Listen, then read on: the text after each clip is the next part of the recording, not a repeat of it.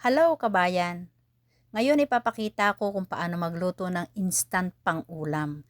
Ito ay pwede sa agahan, tanghalian o hapunan. Swak na swak to sa mga taong nagmamadali. O kaya yung mga hindi nakapamalengke dahil busy. O kaya naman malakas ang ulan at hindi ka makapunta sa palengke. Dalawang sangkap lang ang gagamitin natin dito. Luto na green peas yung nakalata. Ayan, mainit na yung kawali, nilagyan ko ng konting mantika lang. Konti lang, kasi yung corned beef may mantika na yun. So, paiinitan lang natin ng bahagya.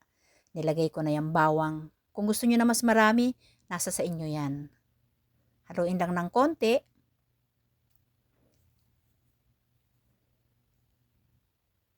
Ngayon, ilalagay natin yung sibuyas. Alam nyo bang pag mas maraming sangkap, mas malasa? Kasi corned beef na nga lang yung lulutuin natin. Ganun lang kalakas yung apoy ko. Hindi pwedeng masyadong malakas kasi baka masunog. Ayan, ilagay ko na yung kamatis.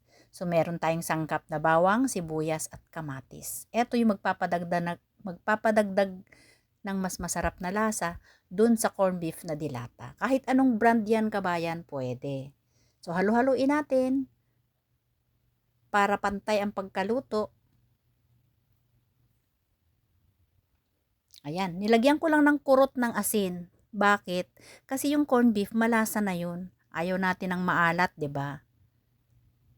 O iyan, ipinuhos ko na yung aking green peas. Yung dilatang green peas, kahit ano pwede na. Tanggalin lang natin yung tubig, syempre.